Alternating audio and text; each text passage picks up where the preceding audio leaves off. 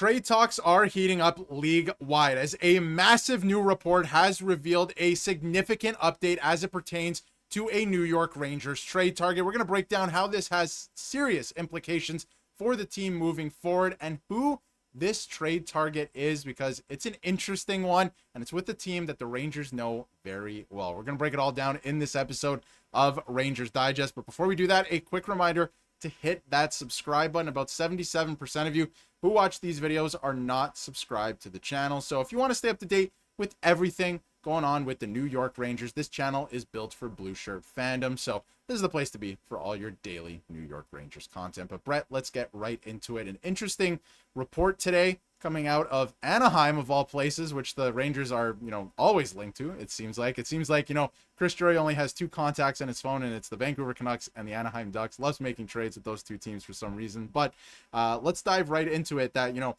the Rangers, they've made some significant moves so far this offseason, but I feel like there is maybe something missing from the lineup or something that Chris Drury still wants to tweak either before the season or in season. And we get an interesting report today from Bob Stauffer out of Anaheim, and there's some conflicting reports. We'll get to that in a second too.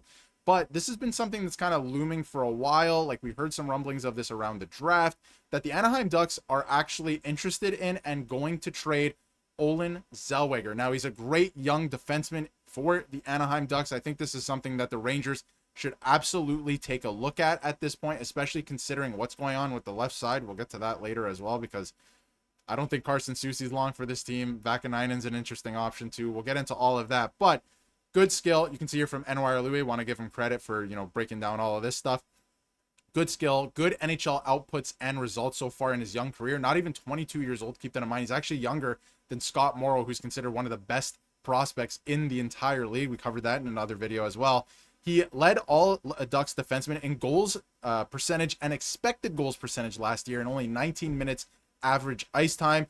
And he has a cap hit of under $1 million this season. He is an RFA at the end of the season. We'll break down the specifics of that and what he might make, because that would obviously affect the New York Rangers. He had 20 points in 62 games, not necessarily all of his game, and the Ducks aren't the greatest team. I think he could put up maybe 45 points on another team as well, maybe if he had some power play 2 time, because of course here in New York it's going to be Adam Fox. But Drury should make the call, but lacks in some physical attributes as well. What's your thoughts on this? We'll break down all the nitty-gritty, the specifics in a second, but do you think the Rangers should be interested in a player like this? Because personally, I think yes. When it comes to Zellweger, the Rangers should absolutely be interested in this player. Not going to sit here and say, they should throw in a Gabe Perreault or anybody like that, but they need to do their due diligence here. They would be foolish not to. This player has a lot of potential. He was drafted in 2021, 34th overall pick. He was a star in the WHL. He won the Bill Hunter Trophy back-to-back seasons, 2022 and 2023,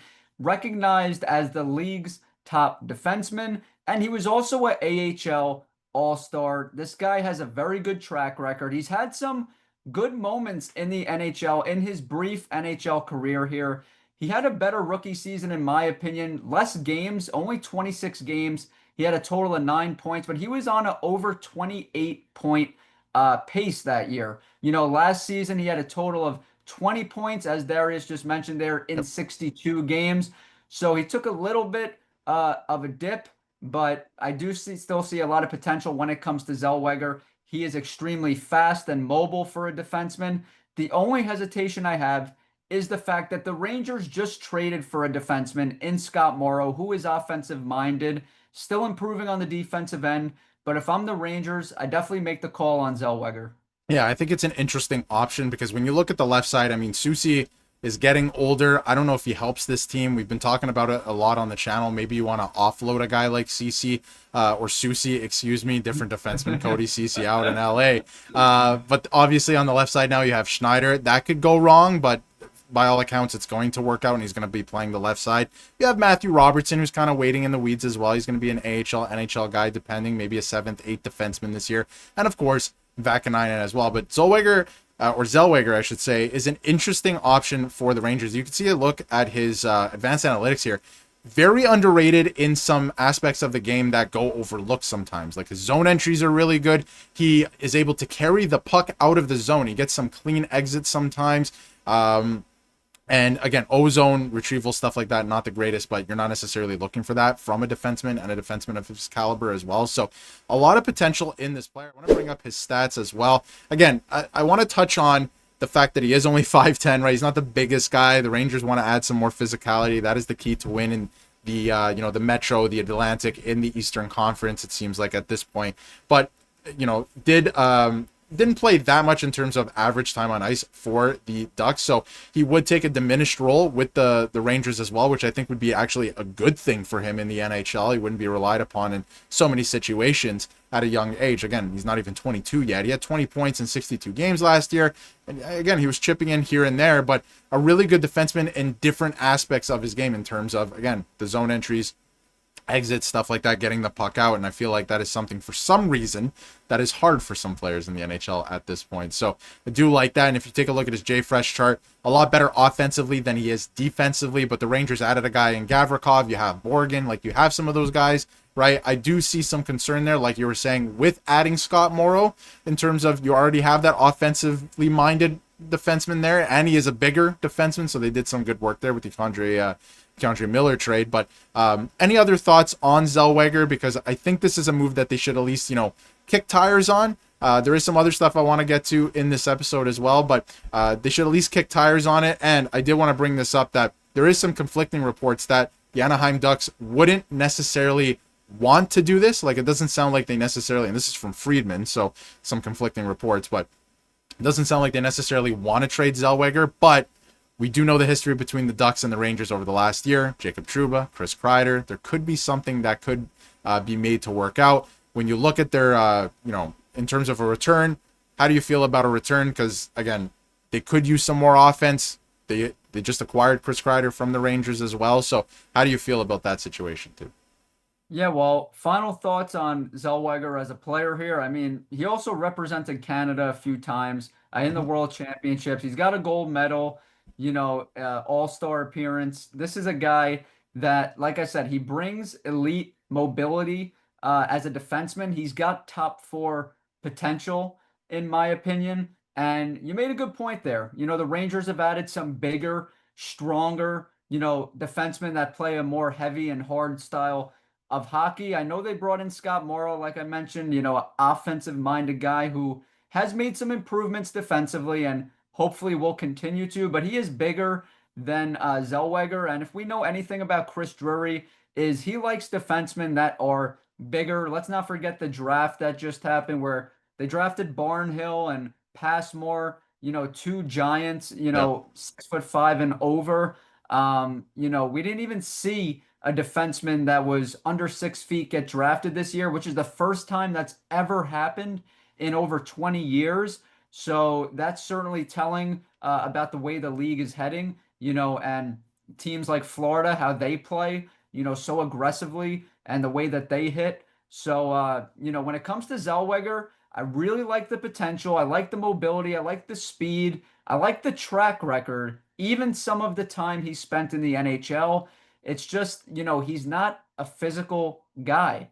And that's not Chris Drury's type of player. He likes a physical defenseman, and Zellweger just doesn't fit the bill. But I'm still making the call, Darius. And I wouldn't be surprised if Anaheim, they're in win now mode with, Quelleville, a multiple-time Stanley Cup champion in Chicago, wants to bring a winning spirit. They had a lot of cap space, made a lot of moves.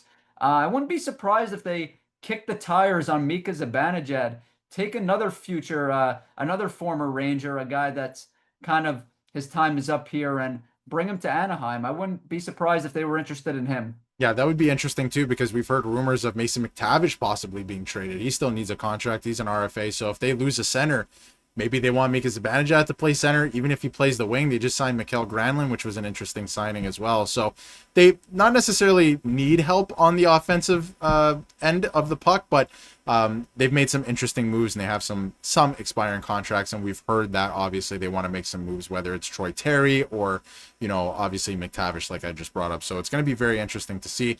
In terms of Zellweger, again, he makes less, just to wrap this up with a bow, he makes less than $1 million. So for this season coming, makes total sense. The Rangers would be offloading salary. The Ducks can take on a bunch of salary right now. They have a ton of cap space, so they can make that work. But with projected salary beyond this season, he is an RFA, would need a new contract at the end of next season, and he's drawing comparisons to Rasmus Sandin, Alex Vlasic, Joe Marino, Bowen Byram, like a lot of really good young defensemen in the league, and he's projected to make $5 million. So you would have to free up some significant cap space, and the cap is going up, but maybe you want to prepare if you're the Rangers for maybe a Connor McDavid or another big free agent next year. So something to consider. I think you make the call, that's for sure, but whether you pull the trigger or not too sure about that. But let us know how you feel in the comments about that. Last thing I wanted to touch on is the schedule has been released. I want your thoughts on some of this, and we talked about some of this on our stream yesterday, and a lot of people were giving their thoughts in the chat and all of that, and that was fun. But obviously some dates to circle on this calendar, and December 15th might be the biggest one. It is the return of Chris Kreider and Jacob Trouba to MSG. It's a weird one with Jacob Trouba because he was traded right after the Ducks made their only appearance to MSG last year, so it's going to be almost a full calendar year. Maybe it will be a full calendar year at this point when he does return. So I imagine there's going to be a video tribute, all of those good things. Let us know in the comments how you feel about that. Bret, how do you feel about this night? It's probably going to be an emotional one for a lot of Rangers fans, for some of the guys on the team, because at the end of the day, whether you feel bad about the way that they both exited the team or any of that, Jacob Trouba was a captain of the Rangers, and Chris Kreider is one of the best Rangers of all time. Yeah, tension's going to be high. I mean, you're talking about a former captain. You're talking about also Chris Kreider, a player that a lot of Rangers fans believe should be in the rafters, the only team he's ever known. And the schedule is interesting because the Rangers have a real chance to get off to a hot start in those first few games. They play Pittsburgh twice, but then it gets really tough. They play, I believe there it is right there. They play Edmonton, they play Washington, they got Minnesota in there. Montreal won't be a pushover. So schedule gets really interesting after those first few should be winnable games, should be easy wins for the Rangers, if I'm being quite honest with you. But yeah, definitely got December 15th marked on my calendar along with some others. But I believe the Rangers will be back in the playoffs. And honestly, I can't wait for the season to start because last year was weird, but I expect a lot of things to turn around this coming season. And another interesting date to circle on your calendar is the first game of the year against the Pittsburgh Penguins on that Tuesday on October 7th. It's Dan Muse versus Mike Sullivan, right? Dan Muse, formerly assistant coach of the New York Rangers, and then Mike Sullivan, his debut on home ice as Rangers head coach against his former team. That's pretty good storytelling right there. I'm excited to see how that plays out. And then Sullivan returns to Pittsburgh just a couple days later on Saturday, so that'll be good. Another date before we wrap up here is October 28th. We don't have to wait too long for the return for JT Miller to Vancouver. This one's going to be explosive. There's going to be some fireworks. This might be the best game or one of the best games JT Miller's ever played. He came out, he said, he was very classy about the way he handled all the media availability after he was traded, about his time in Vancouver. He was very gracious about it, all of those things. But you can't tell me this guy, as a competitor, isn't wanting to come into Vancouver and beat them 8-0 that night and really put a stamp to them. So how do you feel about this one? I'm really excited for this, and I think that he's going to lead the way for the team, and it might be a really, really explosive game. Oh, he wants to kick some you-know-what. I mean, this guy already plays like a bat shot out of hell. I mean, he's going to be playing with his hair on absolute fire when he returns to Vancouver, and he is going to want to stick it to them in every way possible. So I am really excited about that date as well. But like I said, December 15th, the Chris Kreider, the Jacob Trouba return, because, last year when the Rangers traded Jacob Trouba, Anaheim had already made their visit to Madison Square Garden. So we get to see it this year at the same time with Chris Kreider. I can't wait. Make sure you guys give us a follow on X at Rangers Digest YT. We will continue this conversation over there, along with a lot of other videos that we've done here on the channel. Check out our stream from yesterday, and we got a lot more content coming your way. Absolutely. And like Bret said, the conversation always continues on X or in the comments. So let us know how you feel either on X, and let us know if you want us to cover anything specifically out there. We'll be sure to get to that and some new content on the channel. And let us know how you feel about, Zellweger, some of the returns of our former Rangers this coming season, and the fact that we don't have to wait too long for a lot of them, which is nice. I was glad that some of them are in like March and April, so that's pretty good as well. So let us know how you feel in the comments, and if you haven't yet, hit that subscribe button so you can stay up to date with everything New York Rangers.